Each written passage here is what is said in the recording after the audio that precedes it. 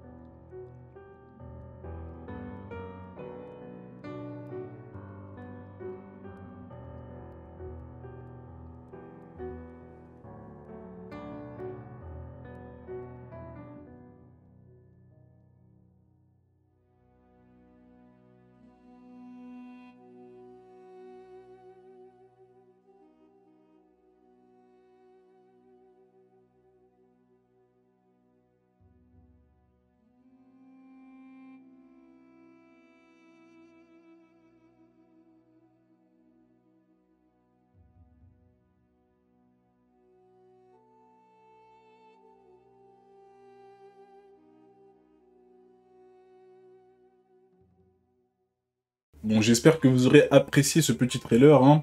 Donc maintenant, parlons de Kingdom. Alors, la princesse, on va aller vite, hein. La princesse qui nous fait un dialogue avec tout, oui, je me sens coupable, etc., blablabla, et tout qui lui dit, oui, mais t'inquiète pas, les gens, ils sont dans la lumière, et ils regardent la lumière comme ça, et bam, elle saute à pieds joints. Elle saute de je sais pas combien de mètres, ou c'est bon, je sais pas, ils étaient sur un mur ou quelque chose comme ça, elle saute, bam, la tête la première en mode, elle veut que sa tête elle mange le sol, et là t'as tout, lui, qui saute, il prend appui sur le mur, il l'attrape, il retombe, debout, il retombe sur le sol, mais après il est debout en mode bien, avec un joli cratère en mode Superman. Pourquoi pas? Pourquoi pas? La vérité, les gars, je suis pas corda avec ça. Je suis pas corda avec ça. On a déjà vu hein, des trucs incroyables dans le Kingdom. On va pas faire les choquer non plus. Mais là, je pense que c'est un peu abusé. Je pense que c'est un peu abusé parce que on avait eu un truc comme ça avec Uki. Au tout début du manga, il avait sauté d'un mur. Mais déjà, c'était pas un mur aussi haut. Ce n'était pas un mur aussi haut, mais même ça c'était grave, mais c'était le début du manga, donc tu disais, ah ouais, ok, c'est ça les échelles de puissance, les gens ils peuvent faire ce genre de choses, ok. Mais en plus c'était Uki et tout, et c'était pas aussi haut là, il a vraiment sauté, genre du 10e étage, tu vois, c'est un peu abusé. Ensuite, dans les chapitres d'après, bah t'as tout qui explique, hein. Il explique, il est dit, ouais non mais, non je l'ai attrapé, j'ai sauté, je suis tombé comme ça, quand je suis tombé sur le sol, je suis tombé sur le dos, et après, d'un coup, j'étais debout. Là, c'est littéralement Ara qui nous dit « je fais ce que je veux ».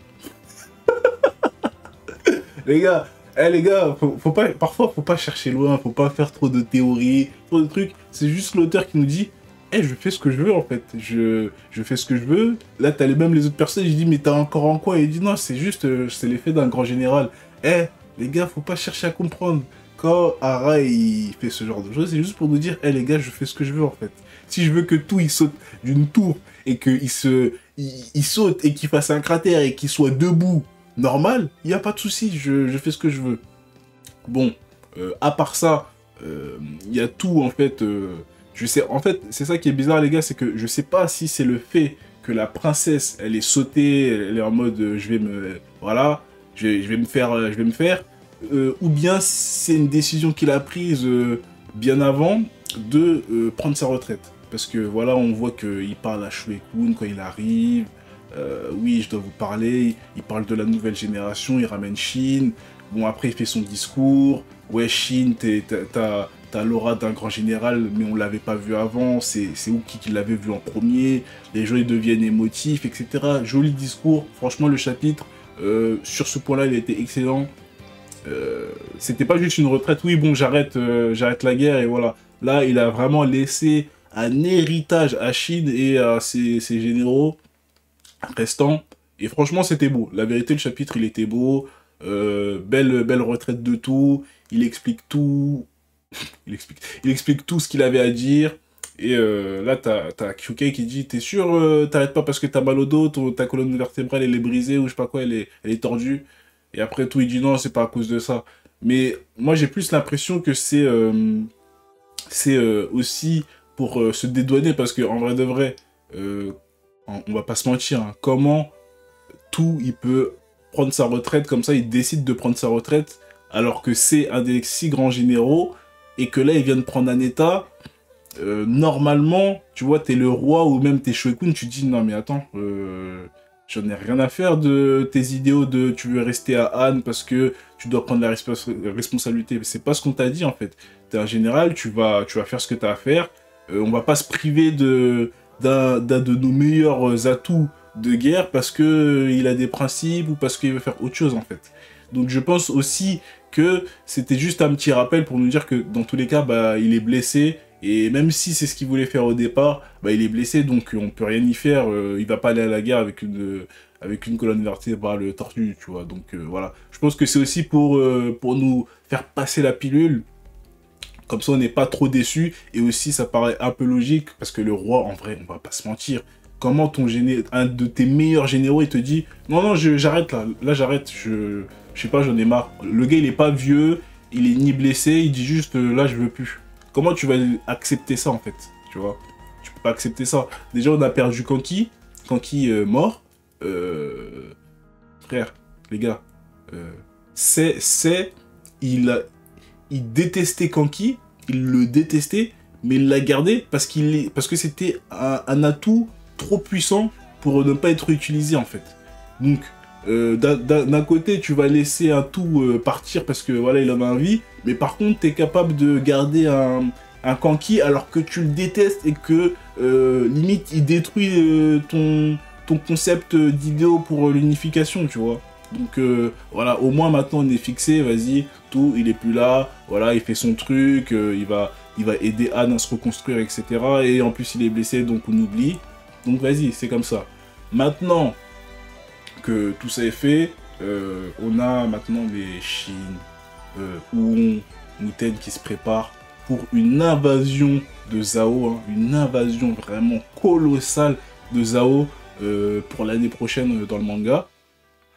Alors là, je me demande ce que ça va donner. Parce que là, apparemment, on a Shin et les généraux de tout qui sont en train de former les soldats de Han. Qu'est-ce que ça va donner? Est-ce que ce seront des nouvelles armées, entre guillemets une nouvelle armée de Han qui va être reconstruite? Ou est-ce qu'ils vont les incorporer à leurs armées? On ne sait pas trop comment ça va se passer. Mais on verra bien. Donc tout le monde s'entraîne, tout le monde se prépare. On a des petites données. Hein. Donc on a vraiment Yotenwa qui, elle est prête. Elle, c'est littéralement, elle a ramené encore plus de gens dans son armée. C'est juste ça, elle a dit, moi je suis prêt, moi. De toute façon, elle n'a pas eu vraiment de grandes pertes dans la dernière guerre. Elle est déjà prête. Et en plus, elle s'est rajouté plus de soldats. De toute façon, on connaît sa force, on n'a pas besoin de trop parler. Elle est juste plus forte, elle a juste plus de soldats. Donc à ce niveau-là, c'est parfait. Muten ou on, c'est pareil. Ils se refont une armée de 50 000 hommes. Voilà, des renforts. Donc ça, c'est cool. Shin, ça doit être pareil aussi, plus en même temps, ils forment des nouveaux soldats de Han. Mais le plus important, les gars, c'est que Hussein, alors, on a Hussein, il parle à personne. Ça veut dire que même au roi, à Shuekun et tout, il dit rien. Il dit, hey, je veux rien vous dire, juste ma force, elle est aussi forte qu'avant, voire meilleure. Et c'est là que c'est drôle, c'est que là, dans le chapitre, on va voir Hussein assis tranquillement et il va dire à son gars, hey, vas-y ramène-moi les 5 généraux, les gars. 5 généraux. Eh, je crois qu'on n'est pas prêt de ce qu'on va voir là. Je crois qu'on n'est pas prêt. Parce que là, il dit quoi? Ramenez-moi les 5 généraux. Tu vois Suwu. Hein, tu vois Suwu. Bon, la Shiryu, on l'a pas vu. Donc, soit elle est à la retraite, soit... moi, il lui manque un bras quand même, donc je sais pas trop. Soit elle est à la retraite, soit elle a sa petite unité, mais c'est pas devenu un général. En tout cas, on a Suwu. Plus 4 nouvelles têtes, dont un qu'on connaissait déjà, là, celui qui ressemble à un peu d'Enrimi bizarre. Mais franchement, les designs, les gars, je sais pas. Hein. Alors, le premier général, je vous dis ça de tête, hein, le premier général, c'est Aku. Le premier général, c'est Aku, qu'on a jamais vu avant. Qu'on n'a jamais vu avant, et apparemment, ces 5-là, ils étaient déjà dans son armée. C'est ridicule, les gars, non? Ça veut dire qu'il avait un potentiel de 5 généraux. Ah non, bon, 4 du coup. 4 généraux dans son armée qui étaient en mode ils dormaient, quoi. Genre, ils étaient juste là. Mais c'est quoi ça? C'est quoi cette armée, en fait? C'est n'importe quoi. Et normal, dans son armée, il a 4 gars, 4 personnes qui ont un niveau de général et même Tasu qui dit quoi? Qui dit ouais, ils ont rien à envier. Bon, après, ça, c'est ce qu'ils aiment dire, hein, donc on sait pas trop, mais il dit quoi? Ils ont rien à envier aux anciens, ils sont aussi forts, genre. Donc le premier, c'est Aku. Le deuxième, il ressemble à Maku. Le troisième, il ressemble à Denrimi. Et après, bah, t'as la quatrième, c'est une meuf. C'est une meuf, voilà, c'est nouveau, c'est frais, c'est frais. Mais franchement, ça fait rigoler. Et en plus, t'as Hussein qui dit, ouais, bon, là, on va faire une grosse guerre contre Riboku, on s'est préparé comme il faut, il y a tout qui a pris sa retraite, mais ça va rien changer à nos plans, t'as Shin qui va venir, t'as Muten qui va venir, t'as On qui va venir, t'as Yotenwa qui va venir, nous aussi on va y aller, on aura aussi des renforts de Han qui vont venir, oh là là. Mais là, on est sur quelque chose d'énorme, les gars. On est sur quelque chose d'énorme. Bon, déjà, Hussein est prêt. Hussein est prêt. Yotenwa est prêt. Tout le monde est prêt. Là, il n'y a pas d'histoire de je sais pas quoi. Tout le monde va y aller. Et là, c'est pour du sérieux. Ils ont tous dit, tout, il a pris sa retraite. Il a dit, Shin, pour devenir un grand général sous les cieux, tu dois prendre la tête de Riboku. Bam. T'as Hussein qui est là, qui dit, là, ça va être la plus grosse guerre qu'on va faire contre Zao pour les détruire. Ça va être quitte au double. Là, on doit prendre la tête de Riboku. Il y a tout le monde qui veut la tête de Riboku. T'as Hussein qui se prépare, qui a refait son armée.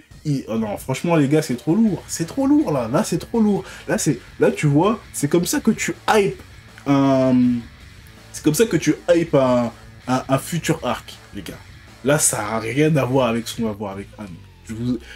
On le sait, on se sait, ça n'a rien à voir avec ce qu'on a vu sur Han. Ça va être du n'importe quoi, ça va partir de partout. Et Riboku, il va faire plaisir. Parce que là, on connaît Riboku, on connaît ses généraux, on connaît les généraux de Zao, ils vont tous être là. Mais par contre, du côté de Kin, ils seront pas tout seuls. Là, ils seront pas tout seuls. Parce qu'avec l'armée, la nouvelle armée de Hussein, l'armée de Shin qui va sûrement avoir un gros buff. Parce que quand ils vont revenir, déjà, il y aura sûrement des promotions. Peut-être, ça se trouve, il y aura des nouveaux généraux dans l'armée de Chine parmi les gens qui étaient déjà là, du coup. Parce que quand même, ils ont pris Han, donc ça doit s'élever. Du côté de Ouon, pareil. Du côté de Muten, pareil. Yotenwa, ça se trouve, on va aussi voir des nouvelles têtes. Waouh! Là, ça va être chaud, hein. Là, ça va être chaud. Là, les gars... Ça va être chaud. Et peut-être qu'il y aura un retour de Eki. On n'a pas entendu Eki. On n'a pas entendu Eki. Peut-être qu'il y aura un retour de Eki. Bon. Parmi les 5 généraux, t'as Hussein qui dit quoi? Il dit, bon, on va faire ça, ceci, cela. Vas-y, toi et toi, faites-moi des stratégies. Donc, on a celui qu'on connaissait avant, là, qui ressemble à Denrimi, là. Lui, il va faire des stratégies avec la meuf. Et il dit, ouais, donnez-moi 10 stratégies et revenez, je vais vous noter, comme à l'école. Genre, il leur donne des devoirs. Et ils partent. Donc, entre guillemets, ces généraux-là, ce sont plus, peut-être... Alors, soit, il y a deux schémas. Hein. Donc, soit ces deux généraux, ils sont spécialisés stratégie. Soit, entre guillemets, c'est un peu les jeunes un peu les jeunes, donc il leur donne des devoirs pour qu'ils s'améliorent. Moi, c'est un des deux. Il leur donne des devoirs en mode, vas-y, améliorez-vous, faites-moi des stratégies et on verra ce que ça donne. Et le premier et le deuxième, et les deuxièmes généraux, là, ils ont l'air quand même assez âgés, et ils ont l'air d'avoir vraiment un certain âge, donc une certaine expérience, et comme ils ressemblent un peu à Aku et à Maku, peut-être soit, en fait c'est ça, que c'est encore deux schémas, soit ils sont assez bons stratégiquement, ils n'ont pas besoin de qu'ils aient des devoirs en fait, hein, ils n'ont pas besoin d'avoir des devoirs, ou ils sont spécialisés combat, ils sont spécialisés bagarre, et si c'est ça, ça peut être pas mal. Parce que si on a premier et deuxième généraux full bagarre, troisième et quatrième full stratégie, et t'as Suhu qui est entre les deux, combat et stratégie. Et là, t'as 5 généraux parfaits. T'as les 5 généraux parfaits, ça veut dire que t'as premier et deuxième généraux. Si en plus ils sont premier et deuxième, ça veut dire que, voilà, en termes de capacité, même si, bon, ils connaissent la bagarre, ils doivent quand même avoir un certain niveau de stratégie. Ça veut dire que, disons que premier et deuxième, c'est les plus forts. Non seulement ils auront un bon niveau martial, ça veut dire qu'ils pourront tenir face à des gros gabarits devant eux. Mais en plus de ça, ça se trouve, ils ont aussi un peu de stratégie. Genre un peu à la Aku, tu vois.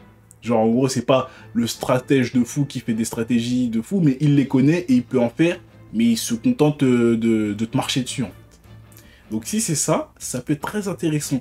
Deux forces de frappe, qui sont premier et deuxième, 3 et 4 qui sont full stratège, et t'as Suhu qui est un peu au milieu. Et t'as Hussein qui, voilà, bon, le stratège de monstrueux, qui est derrière, qui est à la manette. Donc si c'est ça les gars, franchement, si cette théorie que j'ai elle est bonne, oh là là. Donc les gars, dites-moi ce que vous en pensez de ces 5 généraux. Parce que là, il va falloir choisir. Faites vos choix, faites vos pronostics. Moi, j'ai dit ce que j'avais à dire. Les deux premiers, c'est la bagarre. Les deux autres, c'est la stratégie. Et Suhu au milieu, qui gère tout. Derrière, Hussein.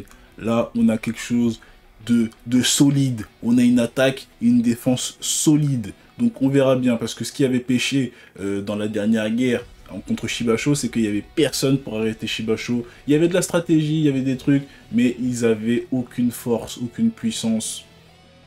Donc là, si tu en as deux qui sont forts à la bagarre, ça peut compenser. Surtout si le premier, il a à peu près le niveau d'Aku, ça serait pas mal. Si le deuxième, ça se rapproche aussi, on est sur quelque chose de vraiment solide.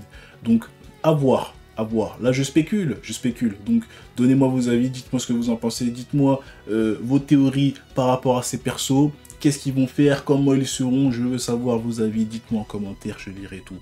Parce que là, 5 généraux, c'est le genre de choses que j'aime entendre. Surtout, comment Hussein, il a pris son temps pour faire son truc, juste... Moi, j'espère qu'on aura au moins une petite conversation pour savoir si ces généraux, ils étaient là, ils sont arrivés récemment, quand l'armée elle a été détruite et Hussein les a trouvés, ou est-ce qu'ils étaient là pendant la défaite contre Shibasho, parce que sinon ça change tout, où ils étaient ces gens-là. C'est tout ce que j'ai à dire. Vraiment, c'est tout ce que je veux savoir, c'est tout ce que j'ai à dire. Je veux cette information, je la veux, parce que si c'est des nouveaux, ok, mais ils étaient où? Et s'ils étaient là contre Shibasho, ils étaient où s'ils étaient si forts, si stratèges, si forts à la bagarre? On verra ça. Parce que clairement, je vois mal les 4 généraux être tous stratégiques. Ça, c'est impossible et ce serait vraiment nul. Et je vois pas comment Hussein il peut penser à ça, vu que comment il s'est fait déchirer contre Shibasho. Il doit se dire, mais attends, il me manquait de la force en fait. Mon armée, elle était pas assez forte. Lui-même, il a dit son armée, elle était pas assez forte, frère. C'est aussi simple que ça. Donc, j'ai donné mon avis. Vous me direz ce que vous en pensez. Sur ce, à plus. 次は君だ。